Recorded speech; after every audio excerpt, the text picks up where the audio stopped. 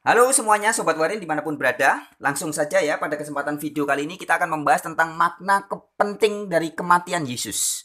Ini banyak orang yang sering bertanya dan masih belum paham ya. Apa sih? Kenapa kok Yesus harus mati? Apa pentingnya kematian Yesus? Sobat-sobat Warin, kematian Yesus adalah bagian dari berita kabar baik kerajaan Allah atau Injil kerajaan Allah. Dari kelahiran, pengajarannya, tanda-tanda mujizat, penderitaan, kematian, kebangkitan, keterangkatan ke surga, dan pencurahan Roh Kudus. Nah, di dalamnya ada kematian Yesus ini.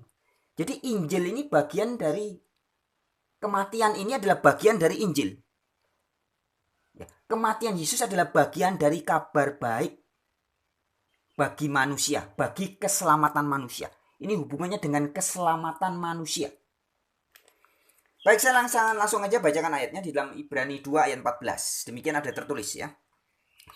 Karena anak-anak itu adalah anak-anak dari darah dan daging, maka ia, yaitu Yesus, juga menjadi sama dengan mereka dan mendapat bagian dalam keadaan mereka, supaya oleh kematiannya, ia memusnahkan dia, yaitu iblis yang berkuasa atas maut. Jadi kematiannya Yesus, Yesus mati ini, memusnahkan iblis yang berkuasa atas maut, penguasa kematian. Jadi Ibrani 2 ayat 14 ini ingat baik-baik ya. Catat dan ingat baik-baik, jangan pernah lupa. Di dalam Ibrani 2 ayat 14 dikatakan bahwa matinya Yesus memusnahkan iblis yang berkuasa atas maut. Nah, jadi makna penting dari kematian Yesus itu adalah ini. Memusnahkan iblis si penguasa kematian. Matinya Yesus mengalahkan kuasa iblis. Itu dicatat baik-baik, diingat baik-baik. Matinya Yesus mengalahkan iblis. Nah, kok bisa? Mati kok bisa menang itu gimana? Yesus mati kan? Iblis kalah, artinya Yesus menang. Loh, orang mati kok menang ini gimana? Nah, ini ada hubungannya dengan, saya akan coba ceritakan secara singkat ya, biar cepat. Ada hubungannya dengan kisah kejadian peristiwa di Taman Eden. Di Taman Eden adalah peristiwa di mana Adam dan Hawa yang tadinya menjadi pengikut Allah, kemudian singkat cerita menjadi pengikut iblis, taat kepada iblis.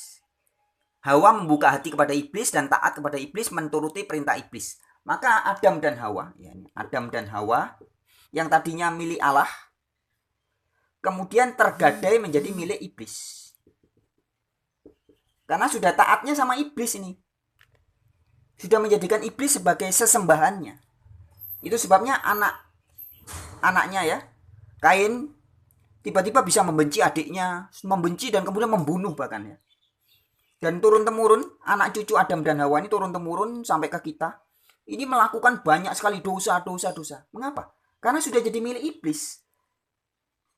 Ingat, begitu Adam dan Hawa jatuh dosa pertama kali di Taman Eden, kemudian tiba-tiba hatinya ada rasa takut, rasa bingung, rasa cemas, rasa malu.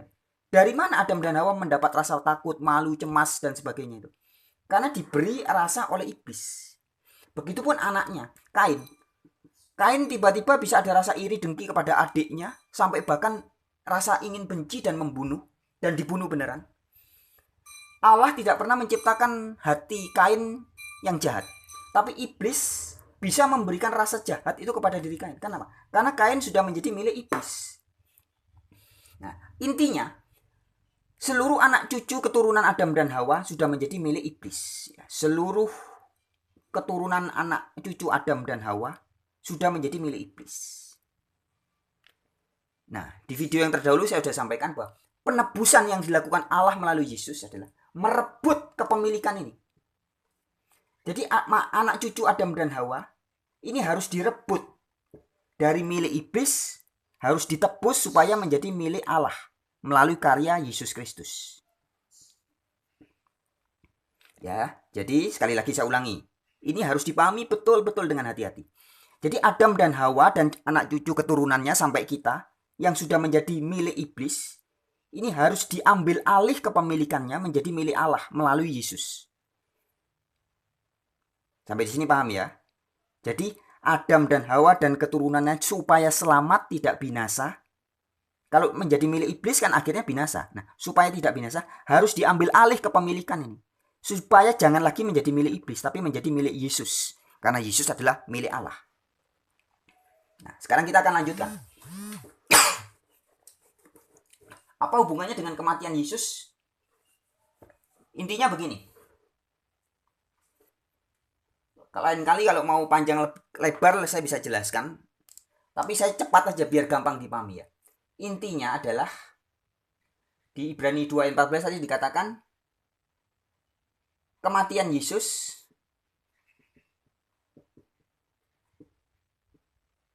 memusnahkan iblis.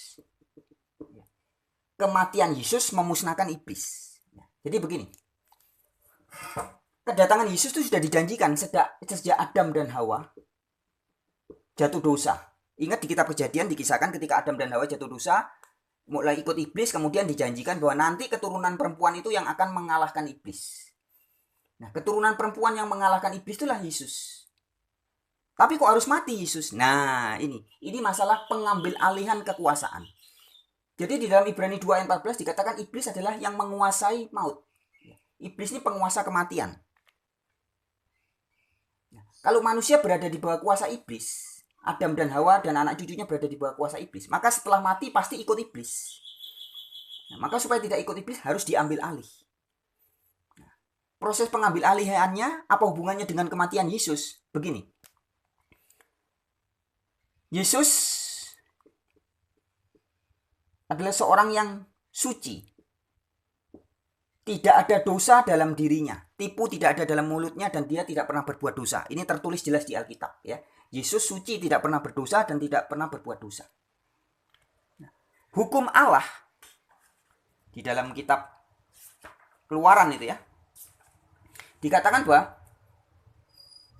orang suci, ya, jadi hukum Allah, orang tidak dosa atau orang suci tidak boleh dihukum. Tidak dihukum. Atau tidak boleh mati. Orang suci tidak boleh mati. Ini hukum Allah. Bentar, saya carikan ayatnya. Nanti teman-teman lihat sendiri ya. Intinya begitu. Jadi itu tertulis di Keluaran 23 ayat 7 ya. Keluaran 23 ayat 7. Orang yang tidak berdosa tidak boleh dihukum. Intinya begitu. Ya, poinnya adalah orang tidak berdosa tidak boleh dihukum. Nah, Yesus ini kan orang yang tidak berdosa. Orang yang suci. Orang tidak berdosa tidak boleh mati. Betul ya? Nah, anak Adam Hawa, ya Adam Hawa dan anak cucunya ini kan berdosa semua, boleh mati. Tapi Yesus yang lahir bukan dari benih laki-laki, yang lahir secara suci, terus hidupnya juga suci, tidak pernah berdosa, harusnya kan tidak boleh mati. Yesusnya tidak boleh mati loh. Karena dia tidak berdosa. Keluaran 23 ayat 7. Yang boleh dihukum, yang boleh mati hanya orang berdosa. Adam dan Hawa dan keturunannya yang berdosa boleh mati. Dan memang hukumannya mati. Tapi Yesus yang suci mulia, tidak berdosa, tidak boleh mati. Nah, tetapi si penguasa kematian, siapa penguasa kematian? Penguasa maut, yaitu iblis. Iblis penguasa kematian. Ternyata ketika Yesus dibunuh, Yesus disalib dan mati. Yesus disalib dan mati. Yang harus bertanggung jawab atas kematian Yesus ini siapa? Penguasa kematian. Jadi iblis kan disebut sebagai diabolos atau jaksa penuntut ya. Jadi seperti jaksa agung kira-kira. Kalau dalam sebuah proses pengadilan, sobat-sobat warin, jika ada seseorang terbukti dia tidak berdosa, dia boleh dihukum enggak? Boleh dimasukkan penjara enggak? Enggak boleh. Nah, kalau sampai ada orang tidak berdosa terus dimasukin penjara misalnya, berarti yang salah siapa? Jaksa penuntut dan hakimnya. Nah, demikian juga ketika Yesus yang suci ini dimatiin oleh tentara Romawi atas bisik ojok-ojokan dari iblis, Yesus dimatiin beneran. Dan setelah hari pertama mati, tetap hari kedua mati loh. Terbukti bahwa penguasa penguasa kematian yaitu iblis, ini adalah penguasa yang sangat jahat dan tidak layak lagi berkuasa. Paham? Ya. Jadi kematian Yesus ini, Yesus yang suci mulia, disalib dan mati, ini membuktikan bahwa penguasa kematian yaitu iblis adalah penguasa yang lalim dan sangat kurang ajar. Hukum Allah jelas di dalam Keluaran 23 ayat 7. Yang tidak berdosa, yang suci tidak boleh mati, tidak boleh dihukum. Tapi Yesus yang suci kok mati? Nah, maka pada hari ketiga Yesus dihidupkan kembali oleh Allah. Dan Ibrani 2 ayat 14 mengatakan, oleh kematian Yesus, maksudnya Yesus mati, dibuat mati oleh iblis, itu membuktikan bahwa iblis tidak lagi mendapat kuasa atas maut. Kekuasaan iblis yang diberikan oleh Allah atas izin Allah dicabut, diambil alih dan sudah tidak berkuasa lagi. Dan kekuasaan yang dulu dimiliki iblis sekarang pindah ke tangan Yesus. Maka Yesus dibangkitkan, dihidupkan kembali, kemudian kuasa kematian berpindah ke tangan Yesus. Nah, kalau penguasa kematiannya adalah Yesus, maka semua orang yang mati di seluruh dunia ini akan menghadap pengadilan Yesus yang sangat adil, sangat baik. Ya, sehingga orang yang baik akan diselamatkan. Orang yang jahat akan mendapat hukuman. Tapi penguasa mautnya ini sudah berubah, sudah bukan iblis tapi Yesus. Nah, itu sebabnya dikatakan dalam Ibrani 2 ayat 14, oleh kematian Yesus, iblis dikalahkan. Maka ada lagunya dalam beberapa gereja tertentu. Lagunya bunyinya kira-kira begini. Iblis dikalahkan, kuasanya dihancurkan oleh darah anak domba. Ya, jadi darah anak domba itu maksudnya darah kematian Yesus itu. Jadi kematian Yesus membuktikan bahwa iblis bersalah. Yesusnya mati, tapi ketahuan iblisnya ternyata yang jahat. Kira-kira seperti itu. Kalau dalam bahasa hukum ini sekedar istilah ya. Dalam bahasa hukum ini istilahnya corpus delicti. Tak tulis di sini ya. Corpus delicti. Corpus delicti ini adalah fakta-fakta atau bukti-bukti yang membuat seseorang layak untuk diadili. Sekali lagi, corpus delicti adalah fakta-fakta atau bukti-bukti yang membuat seseorang itu layak untuk diadili dan dihukum. Nah, ini Yesus ini tidak ada fakta-fakta dan bukti-bukti untuk bisa dimatikan. Harusnya Yesus tidak boleh mati. Tapi Yesus dimatiin dan benar-benar mati. Maka pada hari ketiga oleh Allah dibangkitkan lagi. Nah, oleh kematiannya Yesus ketahuan bahwa penguasa maut yaitu iblis, inilah biang keroknya. Nah, ini menjadi corpus delicti bagi iblis. Jadi fakta-fakta bahwa iblis sudah berlaku curang. Harusnya orang tidak bersalah, tidak berdosa, tidak boleh mati. Tapi Yesus dimatiin, dibiarkan mati. Nah, ini menjadi corpus delicti, menjadi fakta bukti-bukti bahwa iblis layak dihukum dan dibuang nanti pada waktunya ke neraka. Jadi ini corpus delictinya atau fakta pembuktian bahwa iblis bersalah. Iblis benar-benar layak tidak lagi berkuasa atas manusia. Jadi itu sobat-sobat warin ya, yang disebut dalam Ibrani 2 ayat 14 bahwa oleh kematian Yesus memusnahkan iblis. Jadi kuasanya iblis itu loh beralih sekarang, pindah kepada Yesus. Iblis tidak lagi berkuasa atas manusia. Tapi yang berkuasa atas maut, kematian manusia, nanti manusia setelah mati kemana, bukan lagi iblis, tapi Yesus. Nah, jadi di situ makna kematian Yesus terkait juga dengan video yang sebelumnya, penebusan, pengambil alihan kekuasaan. Yang tadinya manusia berada di bawah kuasa iblis, diambil alih menjadi milik Yesus. Sehingga terserah Yesus ini manusia mau diapain. Yang bertobat diselamatkan. Seperti itu sobat-sobat, semoga bisa dipahami ya. Kalau kurang dipahami, Silakan kasih komentar. Nanti saya akan coba jelaskan lebih jelas lagi. Tapi saya pikir ini sebenarnya sudah jelas. Singkatnya seperti itu ya. Bahwa kematian Yesus membuktikan iblis bersalah. Dibunuhnya Yesus membuktikan bahwa iblis ini kurang ajar.